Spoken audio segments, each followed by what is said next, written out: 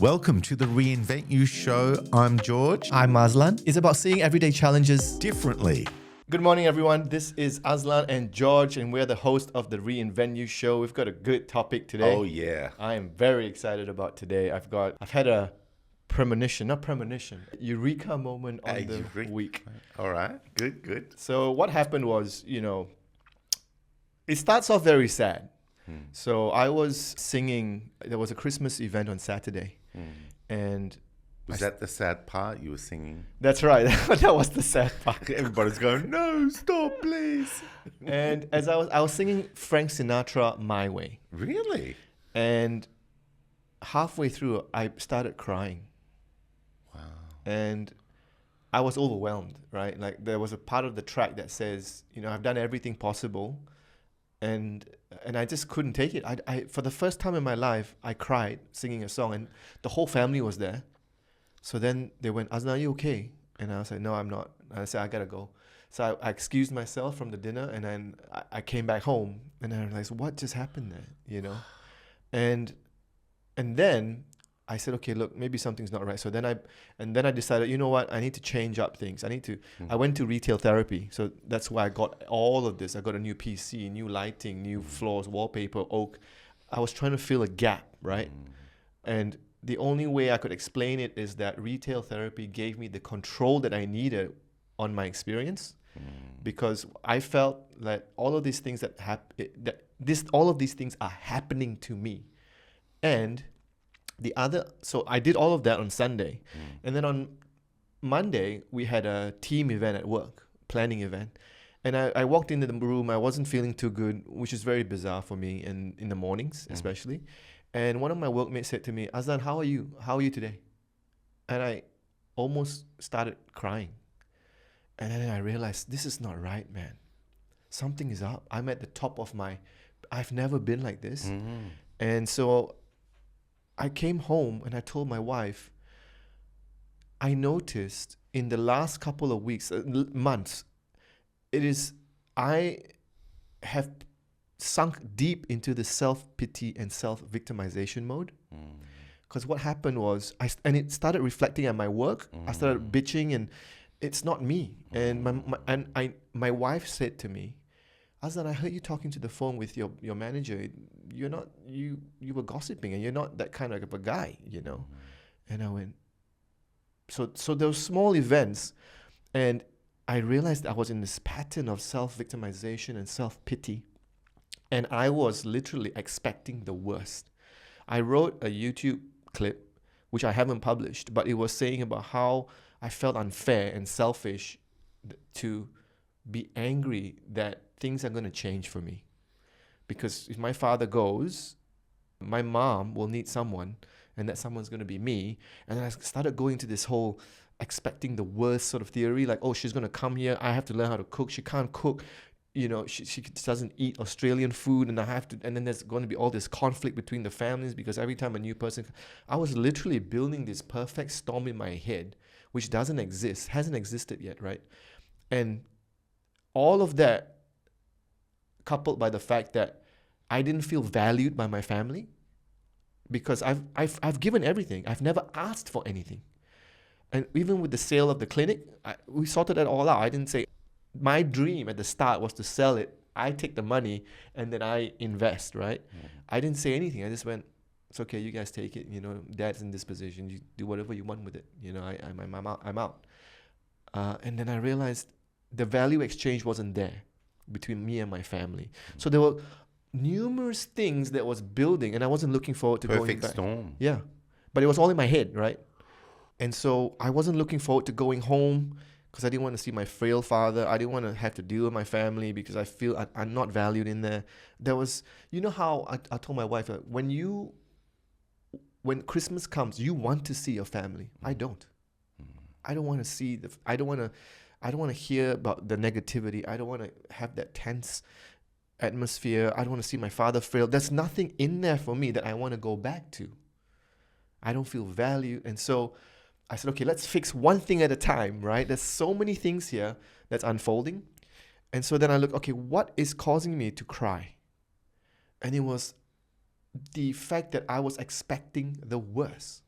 I was expecting the worst. That's my whole mindset. I'm going to be shit today. Work's going to be rubbish. I'm going to get under a lot of stress. I'm doing this stuff. It's all going to come crashing when I go back home.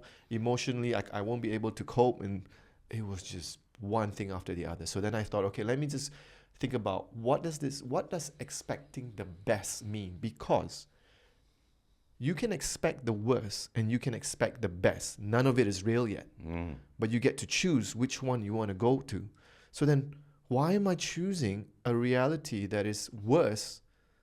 I mean, a feeling that is worse than a good feeling, you know? And so then I started the last 2 days. And you know what's funny?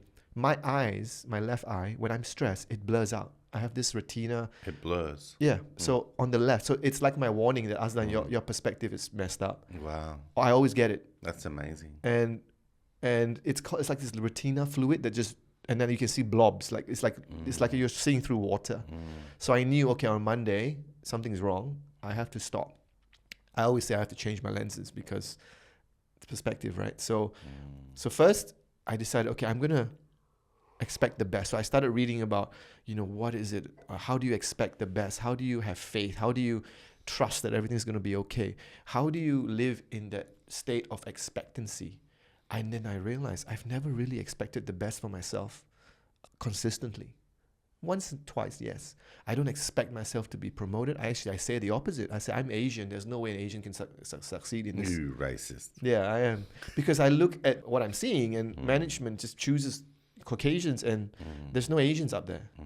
Caucasians might have two. So see what's happening? I'm using what I'm seeing to fix my expectations. So confirmation bias. Yes. And then I started looking at, okay, faith.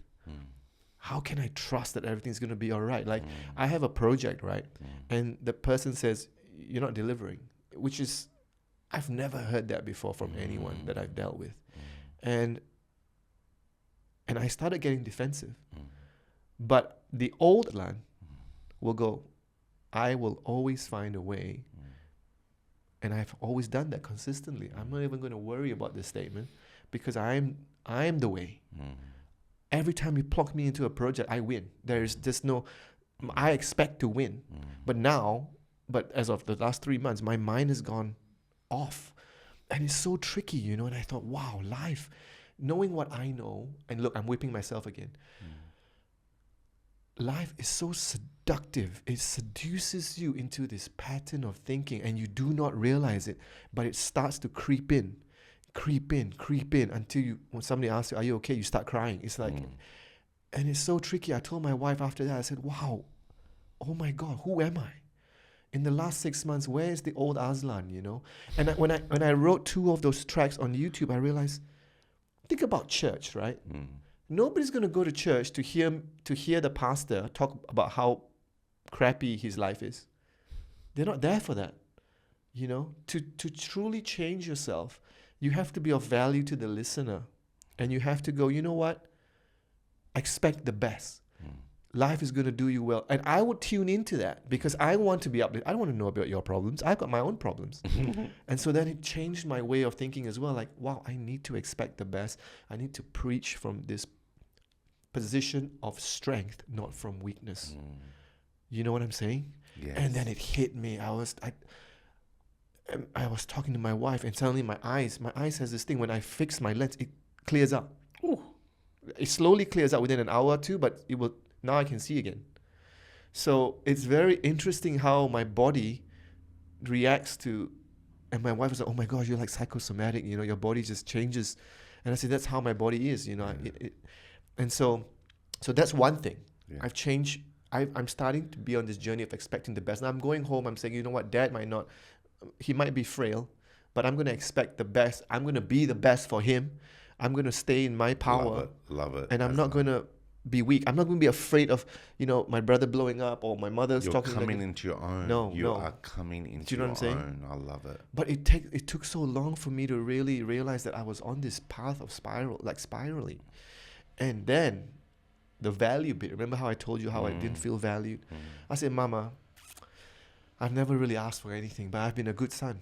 I've been a good child. I've been a good husband. I've been, a good dad. And I want a new PC.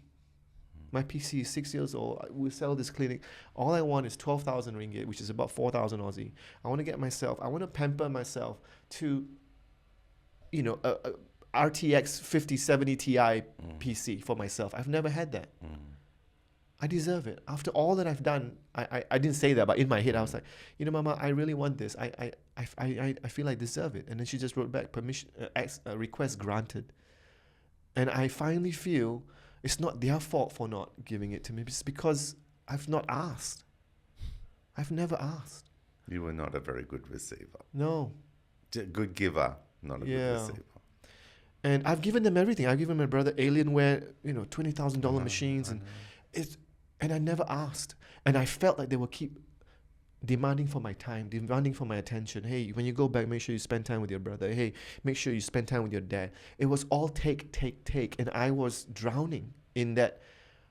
There was no value here for me. What is my value in this thing? You are taking from me. And then I said, you know what? I'm going to ask for my value. And then I spoke to my manager and her manager, and I said, I need support now. I want to develop my communication skills. I want to get training in this. I started asking for stuff now, and I demand my value now. It's time, you know. And I was, wow, this week was crazy powerful for me. Wow. It was massive, you know. And so now I feel so empowered, and I want to start creating content that inspires people based on my pain, but coming from strength, as opposed to that video. I'm going to publish that video just to show you what kind of a mindset I was in, but I was coming from weakness. I would put a top and tail on it. Yeah. So frame it. Yeah, I was thinking of that too, right?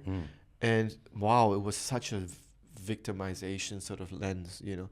Oh man, everything's, you know what, I'm just going to try one step at a time. It was just there was no strength in that. There was no strength. And then I thought about what you said about because my wife then said, don't just pretend to be happy. I said, no. I know now. I've allowed myself, we talked about grief, remember? And we said how it's okay to feel it, validate it, but always remember to come out of it and not stay there, right? Yeah, but you don't have to try. Yeah. It just will flow gracefully, organically. You'll move out of it because you honored it. Yes. I feel like that's the stage that I'm in. I'm grateful for it because, wow, has it changed my perspective from what I'm going to be publishing on YouTube to what I'm going to be asking my mom and my family for, what I'm going to be asking for my work for. It changed. My whole studio is going to change as well. It was like a rebirth, you know. So next year, our studio is going to look a bit different. I think from the user point of view, it won't change because it's just going to be a lot clearer with the cameras zooming in.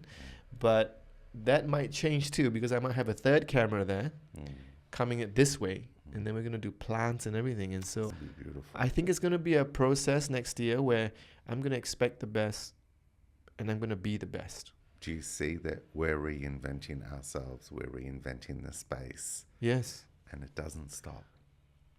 It's amazing. I'm grateful now. It's self-pity and self-victimization, you know, is such a trap. It is a trap. It's like a honeypot. I know. And see how easy it is.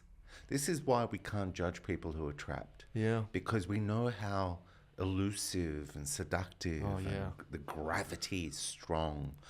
And when your brain is operating from a place where free will is hidden, that's hard. Because you're in a fixed perception and it's downward spiraling. And it takes over, you know? It does. And my wife is like, I've never seen you like that before. You know, I asked you this and you just burst out crying. And it was like, wow, was it so tricky? And then I realized, even at work, it was impacting my work, you know? She's probably saying, you got to stop seeing George. I don't know what he's doing. No. A lot of what you've said has allowed me to get to where I am right now. I would not have accepted grief. No, I'm joking. Look, the thing is this. You're opening up. You're starting to care about how you feel. And in that, you're starting to peel back things that have locked you into an identity that had passed its use-by date. And you're going through a metamorphosis and you're almost finished it, and then when you finish it, it's the next metamorphosis will show up. Whatever's going on. So it's okay. It's beautiful. But I love the fact that you just started this podcast and it flowed out of you. Because you're sitting authentic in your experience of where you're at, what's going on, where you've been, where you've saddled up into comfortably. Proud to know that you're being something you are so grateful to be. That's very special. It's going to be good. I feel like I'm on the right path now. I always say this, right? But, it never changes. A work in progress. But I feel there's this concept. I forgot what one of my managers said. Something about persistent, there's a word, movement forward. Oh, yeah. And I feel like I'm moving forward every single time. I don't feel like I'm stagnant, and that growth is what I really, really enjoy. But yeah, self-pity and self-victimization, guys, sometimes you have to really look at what's happening, what is the story you're telling yourself, and really watch it. Because if you're not careful, you're going to go deep in that rabbit hole, and oh my God, is it hard to pull out. And then you start thinking that everything is happening to you and you are powerless. And that's when it all goes to hell. Work will fail. Everything fails. Yeah. And I told my wife, I have to turn around now. Let's go. And then I walked outside and I came back home. I went for a walk and I feel like I'm a different person now. And she's like, and she says, there is no chance. So, do you know that sound in the back? These guys show up now. I hope it's not every Wednesday or every second Wednesday, but they show up. I saw them take out their machinery I don't know what they're doing, because it's a national park here. I don't know what they're doing, but anyway. Oh no, that's my gardener. It's your own. You're the one booking your gardener on a Wednesday during a podcast. No. Can you believe this, people? No, it's not me. It's my father-in-law. You need to create a schedule. This is when. But you know what's funny though? It doesn't pop up on our. Isn't that feed. awesome? Yeah. I think there's a gating thing here. Yeah. So like the fan didn't pop up as well. Oh, that's so good. Yeah. It's amazing, the technology, because it's just frequency, and you can program algorithms to be cancelled out that don't fit. That's amazing. By the way, I'm enjoying this coffee. I have to go get a new one now. He gave me his beans. Yeah, I was literally lucky it's enough. Look how strong. Look at the color. Look. Yeah, nice. So yeah, that was the learning that I did in the last year, and I'm so excited for what's coming in the new year. I've learned a lot about lighting. We've been doing it wrong.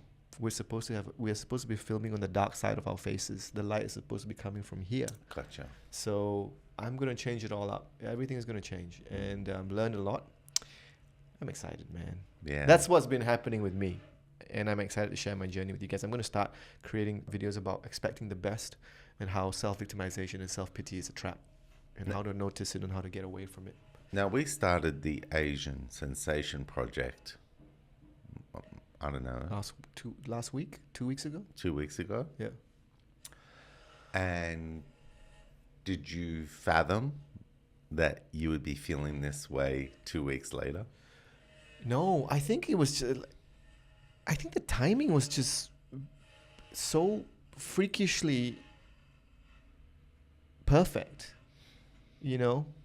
because I started asking myself, if I want to reinvent myself, I want to post YouTube videos, how am I going to do this? What's my engine?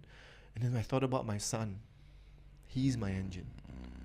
I want him to hear me be vulnerable, and I want him to tune into me when he's sad and realize, oh, dad is going through some stuff, but I don't want to be too heavy. But that motivates me to want to post. So my video, and then we talked about the value thing, that popped my brain. You remember how you said how you're only delivering value to 10 people? Yeah. Why don't you expand that? And I thought, okay, that's a great idea, but what's the engine? Yeah, wow. What is the engine? The viewers who are watching, I don't know you. You're not my engine. What is it? Yeah. And so I looked at my son, and we were talking about feelings, and he got bullied at school, and then I said, okay, I'm getting bullied too sometimes at work. And so let's go through this together. And then I go, oh, wouldn't it be nice if this is like a short TED talk, you know, on my channel to talk about emotions, feelings, forgiveness, whatever it is. But me talking to my son as opposed to me talking to everyone, that would be my engine. That would be my real engine, because I would do anything for him 24/7. So I might as well use that now until before he becomes a teenager and starts hating me, and then I lose that engine. And you know, like Expecting the worst. No, that's Yeah. not good. No. The catch is for you to truly model what you want for your son. You have to model what you want, what relationship you want him to have with himself. And the only way you can do that is by modeling that relationship with yourself. So when you're comfortable in your own skin, when you model a powerful vulnerability, not a victim one. Victim identity vulnerability is a very dark, downward spiraling, take everyone you can with you type of energy, where all ideas are just, what do you call it when you, contaminated. All ideas being shared with you could easily be contextualized to build, but instead you darken them, you pull other ideas that dirty that idea. So, like, for example, you know that there's rarely one solution to something. Normally, people come at things different ways and then they'll get there, right? And then often if you come up with an idea, it can resemble a glass, but it'll end up looking like a jug later, or end up looking like a pack of cards. In other words, it could really not even remotely look like what you started with. But when you've got that mindset of where am I going to take this idea so it becomes more relevant, more practical, and then other ideas start to come and shape it. Where am I going to take it from there? Where am I going to take it from there? Because you know you can build something into value, right? But the person in a victim identity mindset will take that idea and they will do the dark reverse to it. Example? They'll go, let me see everything I can come up with that will make that idea useless and not possible to believe in or build on. All right. And Self-sabotage. And guess what? The imagination can easily weave in dark ideas to pull you down, as it can weave great ideas to pull you up, right? So it's just flipping. And then you want to then say, well, what world am I in? Am I in an abundant world? Am I in a world where the universe and God don't care about me and somehow made me exist to suffer? Is this the philosophy I'm subscribed to? Is this the faith I have, that I exist to be tortured, tormented, pushed down, and that no matter what ideas are around me, nothing's going to work for me? Really? You see, that's a choice. And when we are at a fork in the road and we go, if I was to put all my eggs in one basket, because normally it's not a good strategy for investing, don't put all your eggs in one basket. But there's an exception to every rule. And if the basket is your self-worth, that you belong and that you exist from the unseen, that is divine and powerful beyond comprehension, and loving beyond comprehension, and intelligent beyond comprehension, because how could something weave in forms that are so intricate, with trillions of contexts interweaving into skeletal structure, ligaments, muscle, organs, neural firing, electrical charges, magnetic fields, gravity? How could something weave in such incredible dynamics for the experience with you gifted free will, with your ability to glide through the ideas, to choose the form that interacts with those forms? I'm sorry, but that is trippy, cool, incredible. Yeah. And when you settle into that magic with authentic gratitude, not feigned gratitude. Oh, I should be grateful. I'm going to grab a gratitude rock and I'm going to remind myself, I can be grateful, be grateful, be great. That's a gimmick. Yeah, it's a That's ritual. a tactic. It may work a little bit initially, but the brain goes, yeah, not buying it anymore. You got me a little bit. It was a pattern and I started to fall for it, but I need something more richly contextual for me to trade on. Mm-hmm. So what I just did before, I was literally talking facts, was I not? Yes. With the unseen, with weaving all these contextual forms into a dynamic nature. Yep. That is fact because we live in it, Yep. right? But do we really question how is it possible for all of this to have formed and keep evolving and expanding? And why are we gifted the fractal power of it? Because we have an imagination. We in our flow activate our intuition with our imagination. We have a free will. We feel, we know there's a sense of desire to belong, to be one, but also to honor the individuality of being a fragment within everything. When we really come to terms with that, then that philosophy must be the all eggs in the basket for us. Mm-hmm. We have to go all in for that because you will never ever be given certainty beyond the certainty you decide must be true for you.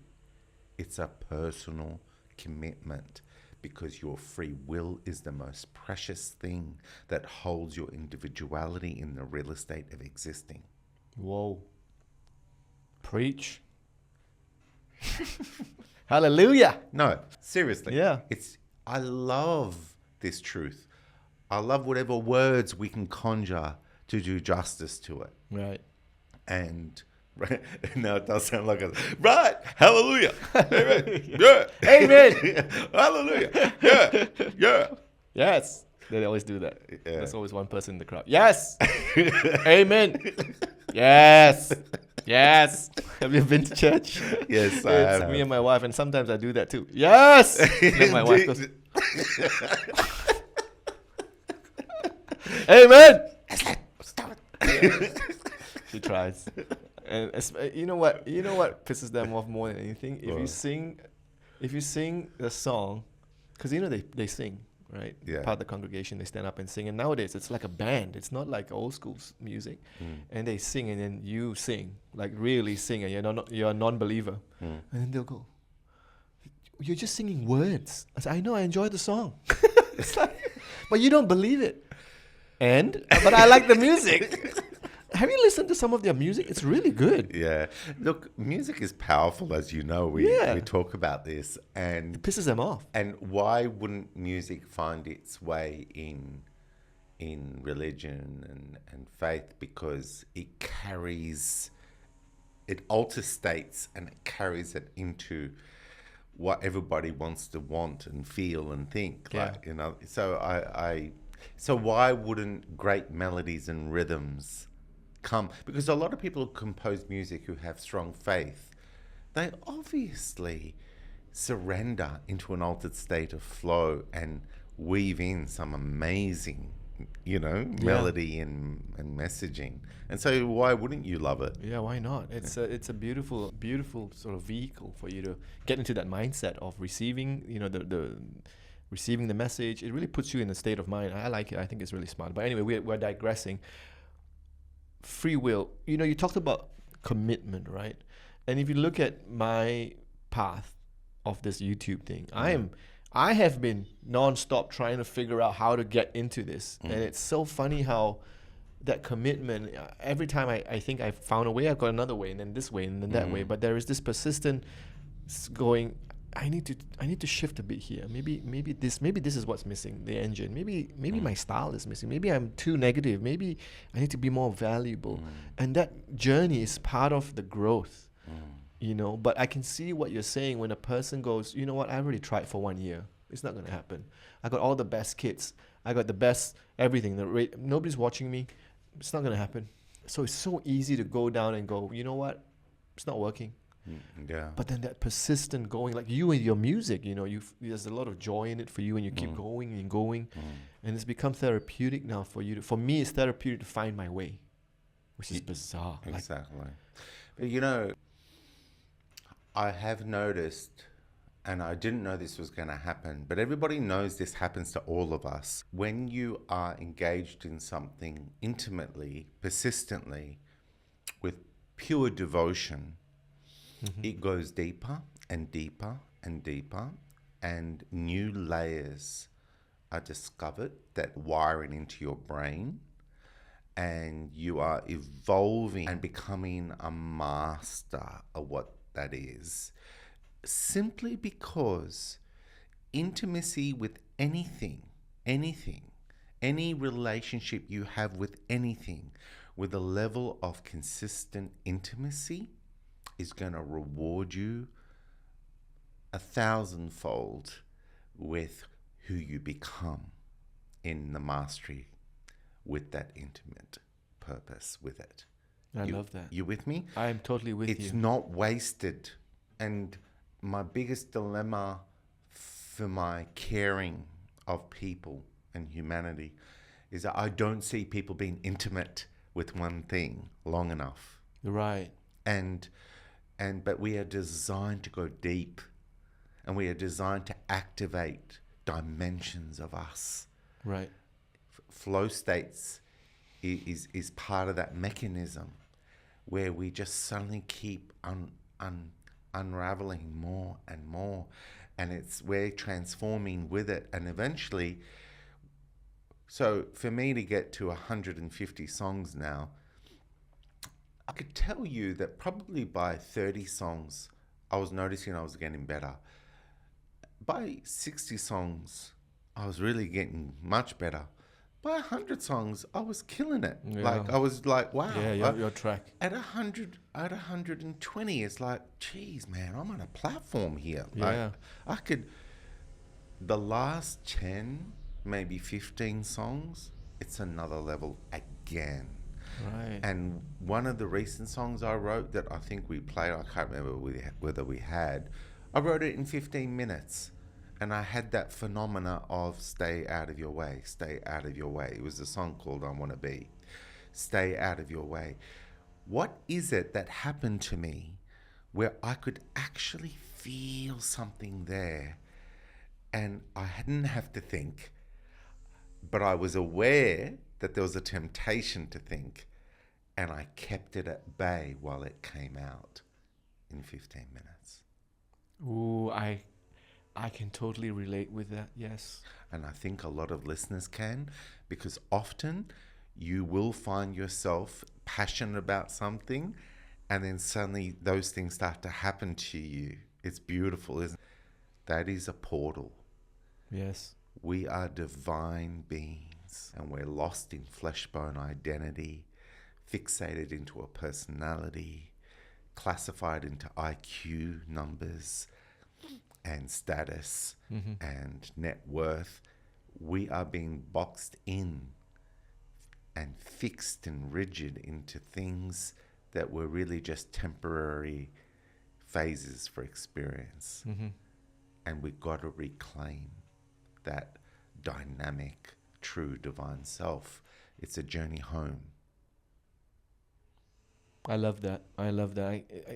And it's so tempting, like you said, when you're in the flow, your mind wants to come in and slap on that thinking layer, and then it suddenly becomes, if you follow that thinking layer long enough, it becomes heavy. Yeah.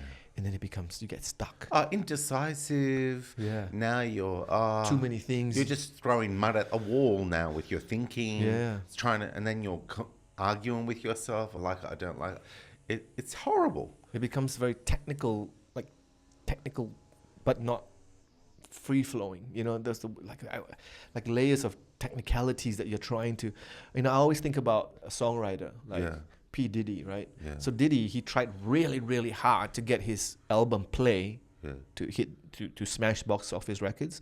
This guy was working like non-stop, right? Like he was bragging about how he was working non-stop, and it just didn't click.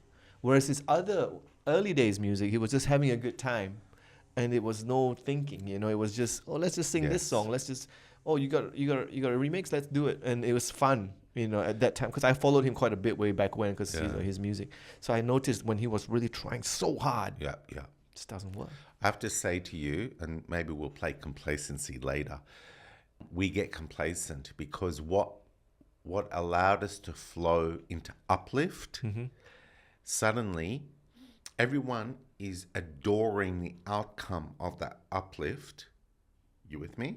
Okay. Like, in other words, the songs he produced. Yep. They're going, hey, these songs are you. We love these songs. We love you. We want more of this.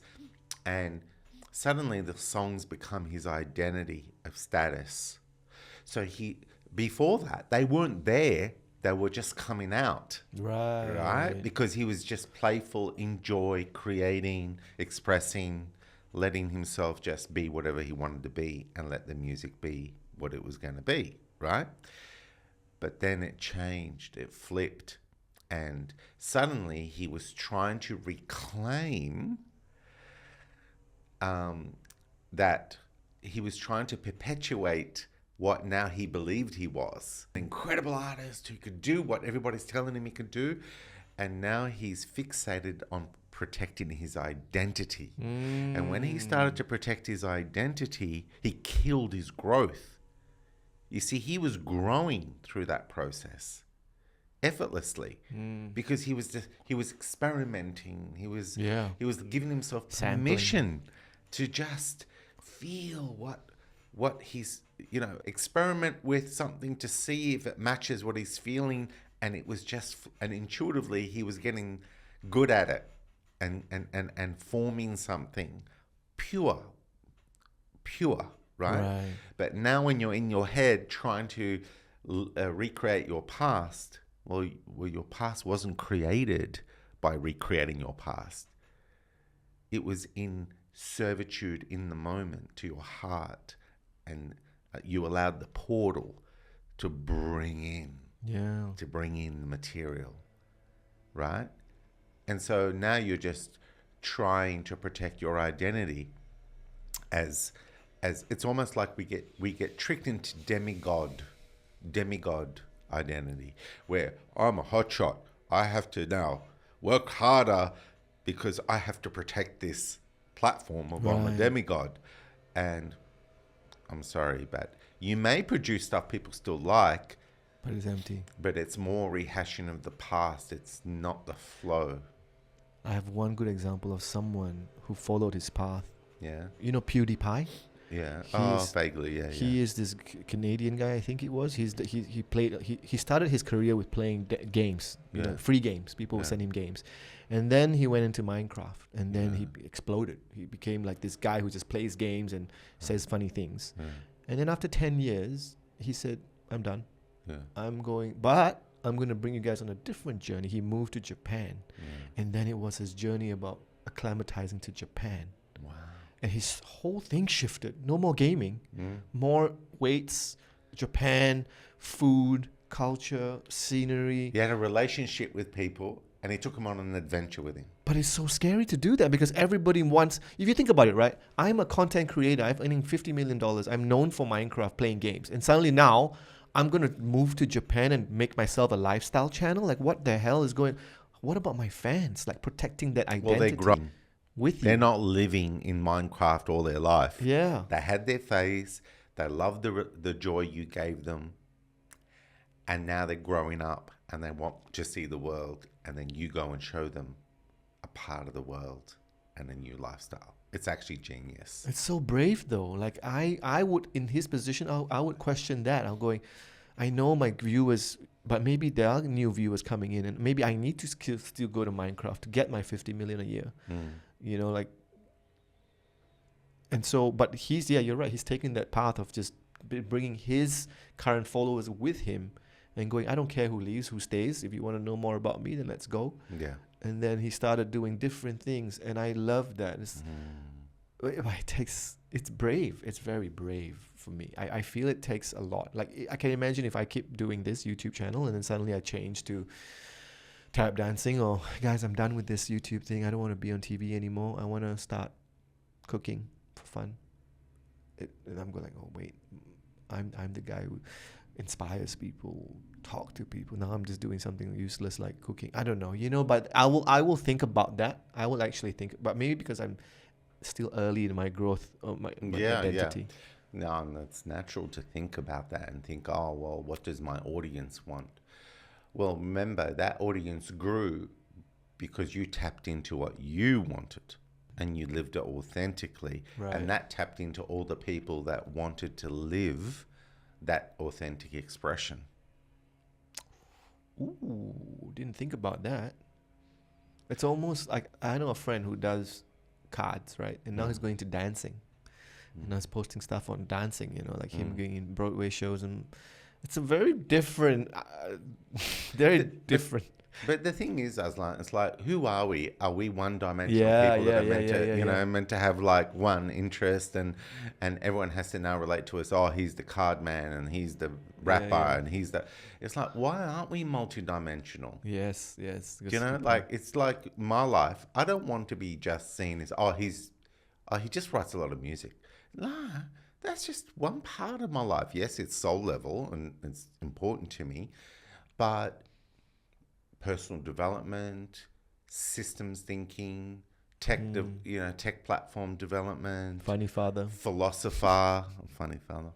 But do you know what I mean? Coach. Like I like philosophy, coaching practice, coaching academy. Like all these things were really just my genuine passion, and I let them fit. But I did at one stage, I have to say to you, a long time ago, I would come up with ideas that would excite me, and then off I go thinking I'm going to make it happen. And what I noticed is that I was spreading myself too thin. Too thin.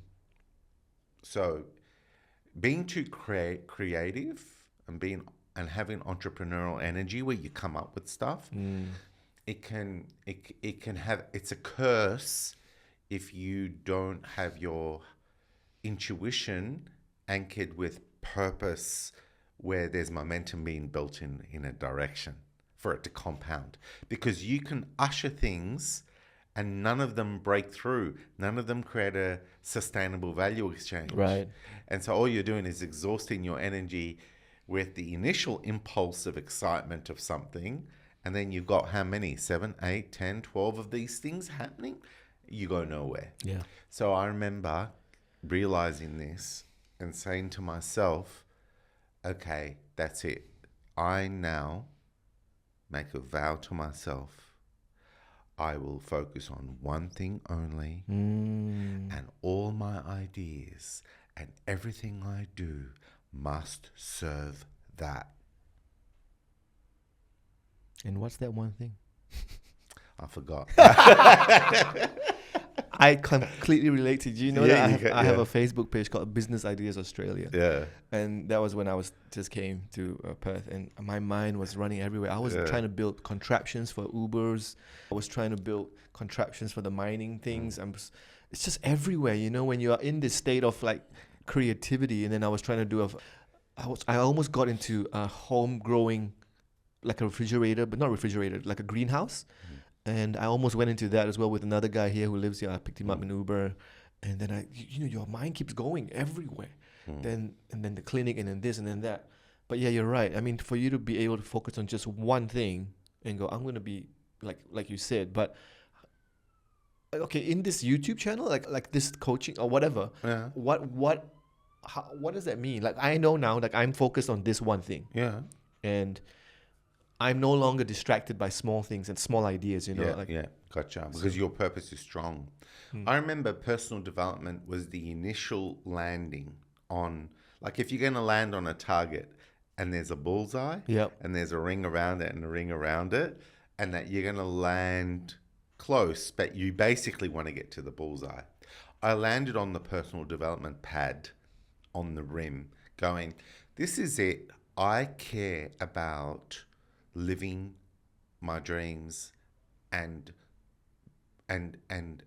hacking how to do it so that nobody in any situation can be prevented from getting there themselves. That's personal development, right?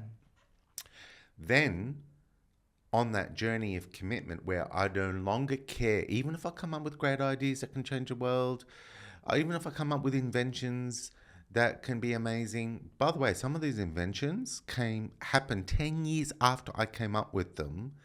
And my wife to this day goes, you actually thought of that 10 years before it finally happened. It's like, I don't care. Like, so what? I care only for personal development, right?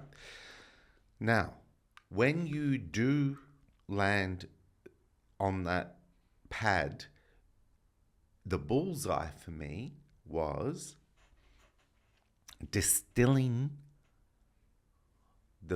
the truths that make personal development pop. Now, what I mean by that is there's personal development, there's knowledge, there's philosophy, there's cool tactics, there's, things you could do. And everyone's doing a good job at bringing good ideas and creating fads. But I wanted it to be more than fad, right? I wanted to go deep into the pure principles and processes. And then I wanted to do something more than that. So I came in on the target closer to the bullseye on frameworks and process. That was EP7, Empowered for Purpose in 7 Steps. Right. Right? Then the bullseye, I went in and guess what I found? Systems. Because you see, that's replication. So scalable. So I'm coming into the target and I'm loving the fact that I can empower through a program people to empower themselves. Right. You see, the truth is you're not really empowering someone else.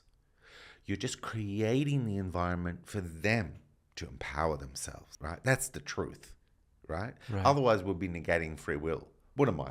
A freaking fairy godfather, come with a wand. I make your life better. Whoa. Rubbish. Yeah. It's like, how dare you make my life better without me growing into it so I own it?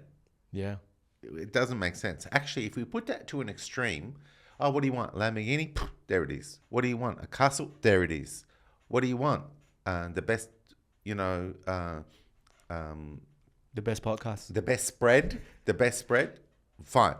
Yeah, What do you want? 10 million audience on your podcast? Fine. Yeah. Come on, keep going. Yeah. Eventually, as this all lands, you don't have a relationship with it. No. You don't have a journey with it. There's no intimacy. Right? And then you'll drive the Lamborghini and it's a joyride and all that. But there's no sense of foundation that brought you to a place where the Lamborghini resonates with you in your life. It's true. The 10 million people, you didn't grow with them. You didn't become something that got you to 10 million, right? So this nonsense of, I just want things to happen for me. It's not true. It's not how deep in who we are. It's not really what we want. What we want is to become that which makes that happen. Become that which makes that happen. And when you become it, and the sustainable value exchange clocks a reality for you, you know you're resonant with it. You are in deep relationship with it. You belong to it and it belongs to you. Yeah. But not if someone's waving a stupid wand. Yeah, that's right. Not a lottery win. Because look at even what happens to people with lottery wins. Their life gets worse because they didn't build relationships with abundance and money to a place. And therefore, everything they're doing, there's a sense of disconnect. And eventually, they live a lifestyle way beyond what they built to. Right. And suddenly they're in debt. And then they lose everything because their cash flow was, sapped all their savings. They didn't know how to build. They didn't know how to build assets. They didn't know how to leverage, because a lot of people, hear these stories. So it does come down to who we're becoming. And so, look, are we good at knowing how to become that which is compatible with what we want? Generally, it's not even in our culture yet. Yeah. It's starting to change. I do see it. It's definitely starting to change. And there's a lot of beautiful people just being vulnerable, challenging themselves, sharing their experiences of changing, reframing, shifting, testing, sharing their failures. Like there's a lot of that starting to happen, and I love that, you know. But as you could see, institutions are not that, and we are not educated from very young, you know, when we're most impressionable, to become that. We're not. Yeah, you're right. And so if you really think about what is the holy grail of honoring our children, it's to help them fall in love with the responsibility to love their dynamic nature, love their free will, love their imagination, know that their intuition is real, and to start to trade from who they are, to always know, number one, who do I need to become? And what is that becoming? What is my mind interpreting? Am I interpreting? Because everything is there around me. Am I interpreting? Am I decoding what I want so I can build sustainable value exchanges? If you don't see it, you got work to do. Yeah. True? Yeah. You look back now, reverse engineer for you, all the times you went into flow, uplifted, built something to a level, and were proud of it. You were doing that, weren't you? You were actually challenging yourself to see what you knew was there, and you refused to believe it wasn't there. And you found it every time. You were challenging your mindset to reframe until you saw the ideas that solved any stuckness, any barrier. You did that. And everybody that I've deconstructed at their best at something was doing that. So in 15 years, I learned from sitting with a lot of people that everybody reclaims their adaptive nature where they are flying, flowing, loving life. And then the areas where they're stuck, they're not. They're not becoming. They're not. And then when I show them the reasons why they're not, they're kind of a bit shocked because the reasons are never valid. So I think that's just part of the experiment of being human, to be honest. The fact that our brain can interfere with our adaptive nature, our true identity to be dynamic, but we are meant to make that brain our tool, our servant, not let it dictate the world that we're in. Because the world that you're in is very different to everybody else. Two people on a roller coaster, one's in heaven, one's in hell. The brain is so subjective, so fallible, so gullible, yet where is our awareness to observe it? Where is our awareness to contemplate what assumptions it's trading on that is misrepresenting the truth of our self-worth and the abundance of life? Yeah. Where is it? Because generally, we're not dipping out of it, reviewing, reevaluating, rewiring, and then going for the ride of the benefits of that, and then rinse and repeat. But I believe that's where we're headed. Humanity's consciousness will accelerate when we normalize reframing, reinventing the brain, rewiring, knowing it's a duty because our heart desires adventure, dignity, love, fun, sustainable value exchanges. Yeah. And the brain needs that management for it to happen. It all comes. Well, that resonated so well with me because you said, one is hell, one is heaven. It really is rooted in faith of what is the nature of the universe, of life. It really is. Some people say, we're just here to suffer, and then their whole life will be painted with that lens, and then you just live like that. It's like what ideas are you going to decide have to be true for you? Yeah. Because could the universe be that elegant that whatever you decide, you will live? Yeah. I mean, that is trippy, isn't Free it? will. That we could be amongst each other and having completely different realities. Same environment as well. Why? Why are we having different realities? How is that possible that we could be on the same planet and have 8 billion different realities Yeah. that do intersect. There's a lot of similarities, but that's only because we are subscribing to the same ideas. I mean, Yeah, I know what you're saying. and why is there a small percentage of people that don't subscribe to mainstream, status quo, dogmatic ideas? Life is hard. It's a jungle. Everyone wants a piece of you. No one's really that grateful. Nothing I do ever is going to work. Why are we so... It's like a zombie apocalypse. We've subscribed to a soulless set of ideas that degrade us. Really? Yeah. I love the way you opened up this podcast, where you went, I saw 2 subscriptions. Yeah. One subscription to trash in myself and my life, and the other one to actually decide to trade into higher levels. Yeah. And you realized this is actually a choice. Yeah. It's a choice. You were an observer in that moment, weren't you? Yeah. You were an observer, and you made an incredible choice. One thing that really helped me as well is I Googled expecting the best podcasts. I didn't care what I was listening to. Yeah. It was Christian or Islam, whatever. I was just listening to it. Yeah, And then they got me back to my power. yeah. You know, sometimes Immersion. you need that help, you know, Yeah. because sometimes when you're so deep in the darkness, you don't know how to get Well, there's him. your biohack. Yeah, that's the biohack for the day. Okay. Yes. There you go. That was organic.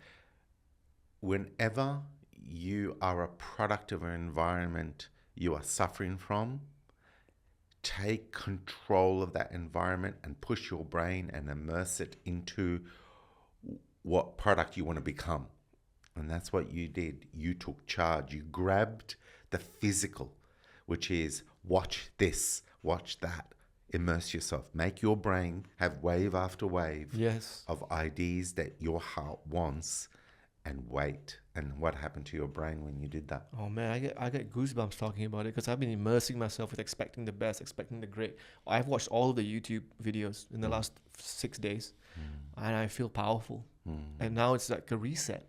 You know, I'm literally washing away my expect the worst thing. You know. Can you share on this podcast Sure.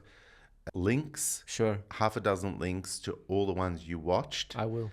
And that way listeners will go, all right, let's do this. Let's upgrade the operating system and immerse and become a product of expect the best. And the point here is this. Oh, by the way, it's biblical. Some of them are. No, what I mean is Oh. if you tug on God's robe long enough, God will answer. Yeah. Right? In other words, if you decide the best exists and you keep deciding it's there and you keep going and looking and tugging on the robe of the best, Yes. then expect it to Yeah. answer. You see, Expecting it. Ooh, Yeah. That's a powerful word. expect it to answer, because you know when we talk about the brain so selective in what it's decoding, and that there are 4 billion bits of information per second, and we're only decoding 2,000. Well, beyond your 2,000 is the best that you are yet to connect to. It's all there. It's right there. And when you said about the eye, it starts to get clouded. It's like, well, that's a strong metaphor for you just won't see the clarity of what's there constantly. We don't climb mountains to get where we need to get to. We reframe and find that we're already where we need to be. And for me, that's why I believe in magic. I think we talked about this in the past. Pulling a rabbit out of a hat is not a bad gimmick. If magic was real and someone pulled a rabbit out of a hat, it's very impressive, ooh, wow. But it's just a rabbit. And it came out of a hat, maybe from a quantum realm. Yay. Love the symbology of what it means. But it's just a fucking rabbit. How about the magic of someone who thought the world was dark and everything bad was going to happen to them? And they walked into the light and lived in the golden realm where everything great was going to happen to them. And expecting it too. The expectation bit is so powerful, you know. To go from lead to gold. Yeah. That is the alchemy that I care about. That is the magic that means something. So if you're in a form that disconnects, like lead is not a conductor, and then suddenly you're a form that's electric and connects, you've just gone from lead to gold. Yeah. That's a little bit more impressive than pulling a rabbit out of a hat. We live in real magic. We just needed to understand that the process doesn't take away from the magic. You with me? Yeah. Just because you see something was one form and then it becomes another form, but you didn't see the process of metamorphosis that made it so, doesn't take away from how special it is. Yeah. You see, I loved the process.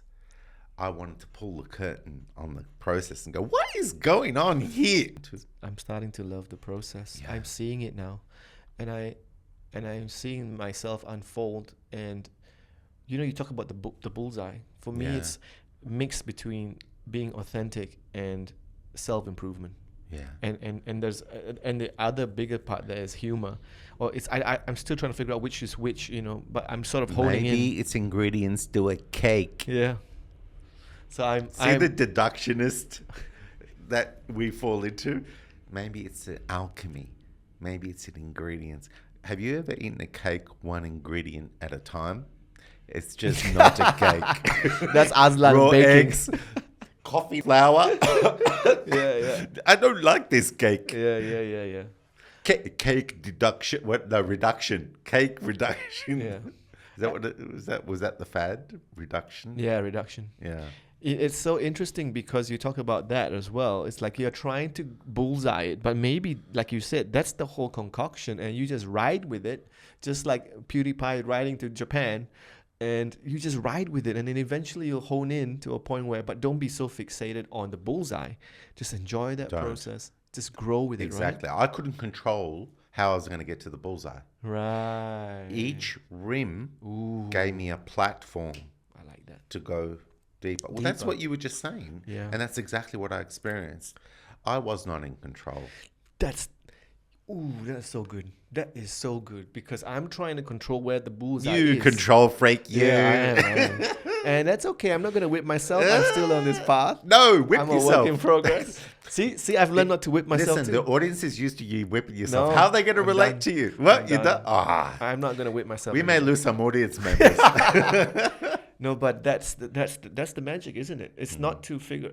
It's knowing that your bullseye is forming, and it doesn't. Who cares what it is? Just keep going. Last time I was like, I want to be a joker. I want to be a funny guy. I want to be an inspirer. But maybe it's all of it, and then maybe it's going to be a year or two of everything. Like my journey of like you're going to Japan. You don't know anything. Do you see how much you just lit up when you realized you Yeah. don't actually have to be deprived of what you're passionate about? That's right. And stop being compromised, thinking you have to choose. Yes. You don't. Yeah. It's all going to weave in, and you're not in control how it weaves in. You just have to be true to the next moment of the sustainable value exchange and your own adaptive Oh, I'm getting flow. goosebumps now. It is so.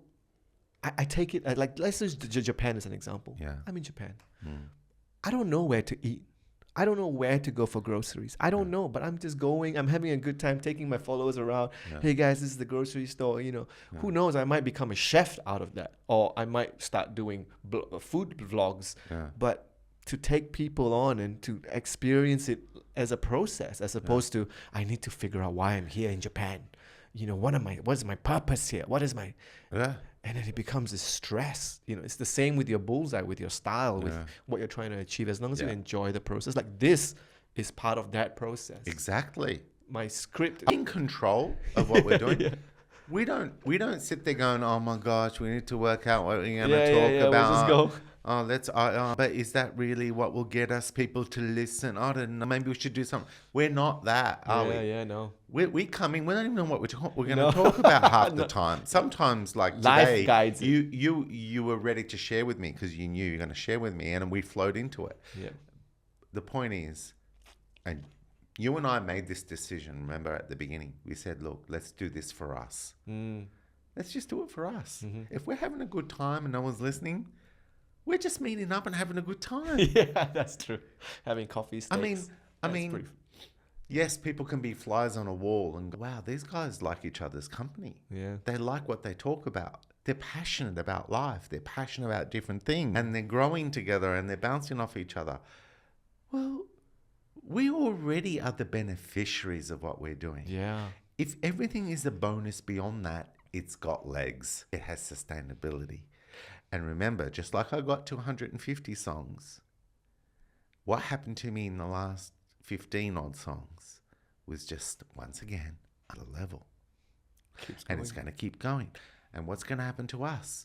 Another level. Yeah. Another level. New studio Another next level. year. No. But yes, but also we are changing. We Yeah. are changing. Yeah. And we're happy for the adventure. Oh, I'm loving it. It's so exciting, isn't Yeah. it? And I don't know what our audience numbers are. I don't even look. I don't. Me too. I swear to you, I don't care. And sorry. I do care in a sense that I want people to be with us and I want people to give us feedback and I want people to weigh in on their views. Of course, I would love that. But if I did everything with you for that, we'd lose our way. Yeah. You know? I agree. It's just the way it is, right? I can't wait.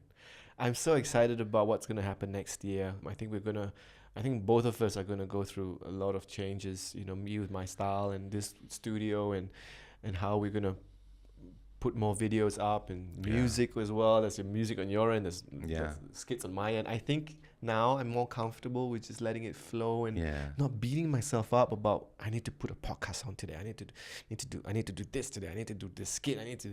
I'm just gonna have a good damn time, like PewDiePie in Japan, and just take you guys on the journey and just evolve authentically and just keep going. Yeah. Because you know us, right? Once we're on something, we're gonna improve regardless of what. We're always going one step. Exactly. We're always finding things and then like moving. You know? Exactly. You know, it's like when a beautiful person says to me, George, let me show you something on the piano. Just play octave lower, higher, and the fifth so that whatever chord you're playing, you won't have to worry about your left hand playing the third note, whether it's a minor or a major. And that way you're creating the riff at the, you know, that you can experiment with at the bottom. And then you can just play whatever chord matches that. And then you can move around chord progressions. I swear to you, that's all he said to me. And then he showed it to me for a couple of minutes. From that moment, that was maybe 2 years ago. From that moment, I now get on the piano and my wife thinks I'm a concert pianist. Wow. Now, the truth is not, because but when you listen to concert pianists, they're playing compositions that are so sophisticated, so intricate, but I don't. That's not me. I just get on the piano and I play something original that I've never played before, and I feel it and I love it and my wife loves it, and then it's gone. I don't remember it. It's finished. Then I'll do it again. At one point, I was doing it every day for months, just getting on the piano and just experimenting, discovering new chord progressions, new melodies, new rhythms, things to express. Oh, that matches what I'm feeling, and just building, right? And then it's gone, right?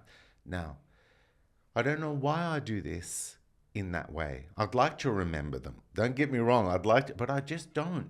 To me, I just get in the river and it flows, and then everything goes downstream, And I don't, because in that flow, I'm not trying to remember. I'm just trying to express what I feel in the moment, right? But then, you know what I did? I started to pay attention to what I wanted to express that my hands wouldn't let me. Are you with me? And then I started to notice my dexterity in my hands was limited.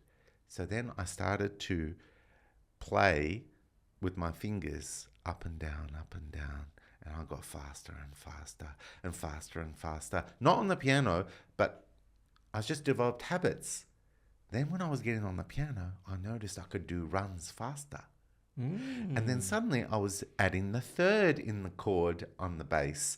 And then I was starting to play with making up other bass line, you know, things. Wow. And then I started to do whatever I felt like doing with chord suspension, hitting 2 notes on the 7th chord but lower. Like I was just deciding, you know what, George, just keep playing what you feel and you're hearing it. So you're learning what matches what you feel and what doesn't.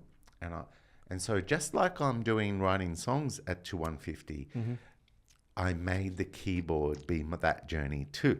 Right. And it's the same thing with me developing EP7, and now it's turning into a perception management operating system. And then I create Dinnerverse with AI simulated, you know, characters to sit from past and present. And then suddenly I'm creating other applications. And then all this is intimate, go, deeper, love it, adventure. And then it takes you somewhere special, and now it sits on a platform. And then slowly, all of these things are platforms, aren't they? Yeah. Right? And each dive has its own reward. And it's the gift that keeps on giving as you go to the next level of deep, But there's one thing that makes that possible that most people don't follow. Stay tuned next week. What a cliffhanger. That one thing is this. Give yourself permission to experiment off feeling strongly what you want to feel. You don't do that, you're not honoring yourself. You're in your head. Feel strongly first, then start to play and go searching for what matches the feeling. Love that. If you do that in whatever you do, you'll be on a journey into layers and layers that will reward you. So no, I didn't make you wait 1 week. We delivered straight away. Here at the Reinvent You Show, we don't like to make people wait. I don't know what that bit was, but I like it. Yeah. I think that's a good way to wrap up the show. I'm feeling very, very inspired now. I feel like we've unpacked a lot in this one. Absolutely. And I think the only way is up now. Can we finish on the song Complacency? The reason why I wanted to play the song Complacency is because every time we achieve something great, we get tricked into trying to protect it. Yes. Like the example of Puff Daddy, and to be honest, all of us, right? And complacency is real, it's normal, and we got to normalize when it starts to kick in so that we can start to love not letting complacency take us down too far, and that we notice and we quickly take a deep bow and reconnect to our flow and then orchestrate the next uplift, right? So complacency, I'm just going to quickly connect to, here we are.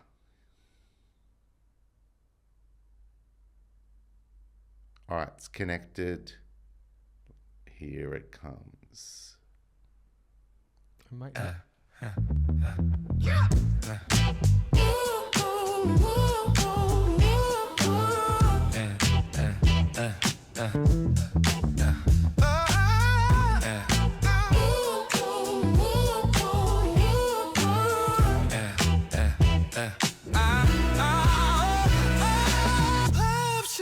trapped in a web of complexity. Tight held back. Where's my ability? When the miles take their toll, with too much to take. After falling in a hole, only then do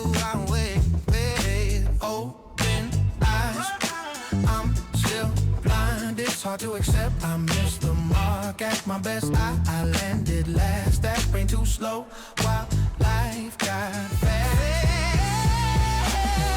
Complacency is a bitch, crashing me in a ditch.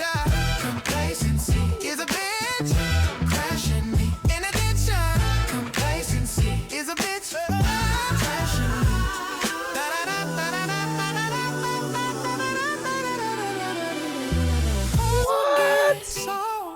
Bring back my candy. I'm sick to pain to hold back profanity. Enough is enough. Is enough is enough. Is enough. Is enough. Is enough.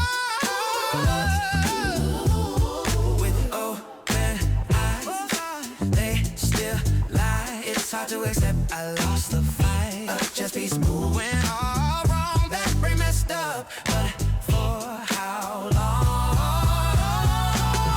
Complacency in a ditch.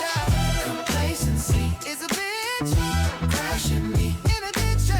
Complacency is a bitch, crashing me.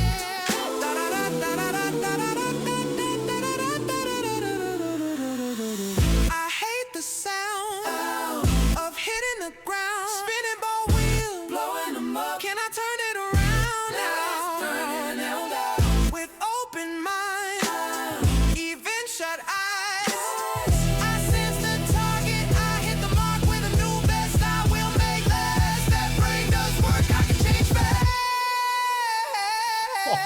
Complacency Oh my god, that was crazy. That riff. Complacency is a bitch. Must change what I be. Complacency is a bitch. Isn't it great that you can sing about complacency from a place of empowerment? I turn it around now. Turn it around. I Yeah. can relate to this. Come on, turn it around. You can do it.